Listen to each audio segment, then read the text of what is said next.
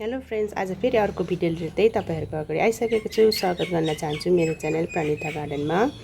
आज चाहिँ म ह्याङ्गिङ बास्केटमा चाहिँ लगाउन सकिने प्लान्ट चाहिँ अब एकदमै मलाई मन परिरहेको छ, मेरोमा भएको छ। त्यो चाहिँ तपाईहरुलाई शेयर गर्न चाहेको छु।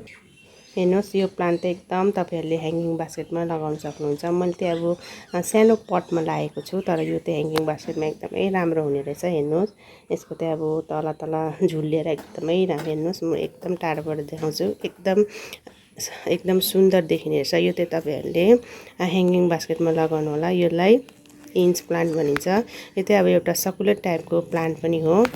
यसको अब सकुलेन्ट टाइपको प्लान्टहरुले त लिफहरुमा पानी बचाएको हुन्छ। त्यही कारणले यसलाई चाहिँ अब तपाईहरुले कम पानीमा पानी हाल्नुहोस्। अनि यो एकदमै छिटो फैलिन्छ पनि। यसको अब सानो यति हाँगा तोडेर बाँचेर लगाए भने पनि यो फैलिहाल्छ। तर अब यसलाई ज्यादा पानी चाहिँ हुनु भएन। ज्यादा पानी हो भने चाहिँ अब यसको लिफहरु चाहिँ एकदम गल्छ, अब गलेर चाहिँ मर्छ। त्यही कारणले यसलाई चाहिँ अब तपाईहरुले कम्ती पानीमा लाउनुहोस् अनि ह्याङ्गिङ बास्केटमा लगाउनु एकदमै राम्रो त्यसको लुक देखिन्छ। हेर्नुहोस्, तपाईहरुले नै देख्न सक्नुहुन्छ। यसरी मजाले झुलिएको छ। यसको पनि भेराइटी इन्च प्लान्टमा पनि धेरै भेराइटीहरु चाहिँ आउँछ। हेर्नु, इन्च प्लान्टमा धेरै भेराइटीहरु हुन्छ। यो चाहिँ एउटा प्लान्ट भेराइटी हो। हेर्नुहोस्, म चारैपट्टि पनि देखाइदिन्छु। यति मजाले झुलेको छ। मलाई नै एकदमै मन परेर म यतै हेरिरहन्छु। त्यही कारणले अब नेक्स्ट चाहिँ म यसलाई ह्याङ्गिङ बास्केटमै लगाउँछु। यो चाहिँ मैले सानो पटमा चाहिँ लगाएको थिएँ। यसलाई चाहिँ अब यो पटमा चाहिँ मल तयार गर्दा चाहिँ एकदम मोइस्ट माटो चाहिँ तयार गर्नुहोस्, जसमा चाहिँ अब तपाईले पानी हाल्नुभयो भने फाल्तु पानी चाहिँ अब यसबाट गइहाल्योस्। त्यसो भने विशेष चाहिँ अब यसलाई पानी चाहिँ एकदमै कम चाहिएले गर्दा चाहिँ ड्रेन होल चाहिँ एकदमै राम्रो बनाउनुपर्छ। अनि यसको चाहिँ अब जुन माटोहरू पसिनु भएन। त्यही कारणले तपाईहरुले सुक्खा पत्ता युज गर्न सक्नुहुन्छ। अब त त्यो भएन भने कोकोपिट पनि एकदम मिक्स गरेर चाहिँ पट बनाइदिनुहोस्। त्यसो गर्नाले चाहिँ अब यसमा पानी जमिँदैन।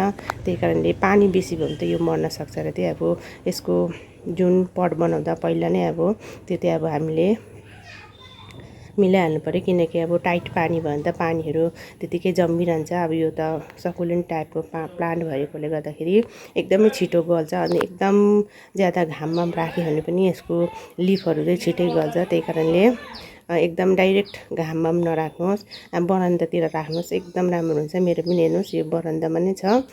बरन्दामा लगाएर चाहिँ ह्याङ्गिङ बास्केटमा लगाउनुहोस्। यसले एकदमै राम्रो लुक चाहिँ दिन्छ। यस्तै गरी अर्को प्लान्ट चाहिँ छ। यो चाहिँ अब पेलियोनिया प्लान्ट भन्छ। यो चाहिँ ह्याङ्गिङ बास्केटमै मैले लगाएको छु। ह्याङ्गिङ बास्केटमा भन्दा पनि सानो अब मिठाईको डिब्बामा चाहिँ बनाएर चाहिँ मैले ह्याङ्गिङ टाइपले चाहिँ राखेको छु। यो पनि एकदमै राम्रो ह्याङ्गिङ बास्केटमा हुने चाहिँ प्लान्ट हो। यसमा हेर्नुहोस्, यसरी सानो सानो यस्तो टाइपको फुल पनि आउँछ। तपाईहरुले यसलाई पनि लगाउन सक्नुहुन्छ। यसको चाहिँ अब लिफै यति राम्रो छ। लिफ पनि अब कलरफुल भएकोले गर्दाखेरि चाहिँ एकदमै राम्रो देखिन्छ। यो तपाईहरुले ह्याङ्गिङ बास्केटमा लगाउन सक्नुहुन्छ। यसलाई पनि अब तपाईहरुले हाँगाबाट नै लगाउन सक्नुहुन्छ। हाँगालाई सानो भाँचेर लगाउनुहोस्। यो पनि यसरी हुन्छ। यहाँ हेर्नुहोस्, मेरो यो चाहिँ हाँगा भाँचेको थिएर चाहिँ यहाँ लगाएको थिएँ। अब यो पनि भइसकेको छ। यसलाई अर्को पटमा लगाउँदा हुन्छ। यो चाहिँ तपाईहरुले ह्याङ्गिङ बास्केटमा लगाउने प्लान्ट चाहिँ मैले आज देखाएको। यो पनि धेरै कलर र भेराइटीहरूमा चाहिँ तपाईहरुले पाउन सक्नुहुन्छ।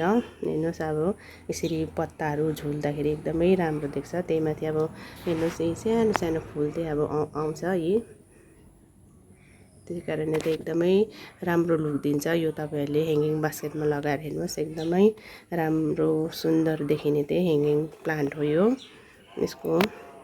यो पनि यसरी नै झुलेर नै जान्छ। फ्रेन्ड्स, आजको भिडियो चाहिँ तपाईहरुलाई के कस्तो लाग्यो, मन पर्यो भने लाइक गरिदिनु होला। अनि जो चाहिँ मेरो च्यानलमा अहिले नयाँ हुनुहुन्छ उहाँ साथीहरुले चाहिँ सब्स्क्राइब चाहिँ पक्कै गरिदिनु होला। आजलाई चाहिँ यतिमै बिदा लिन चाहन्छु। अर्को भिडियोमा भेटौँला। तबसम्मलाई बाइ बाइ।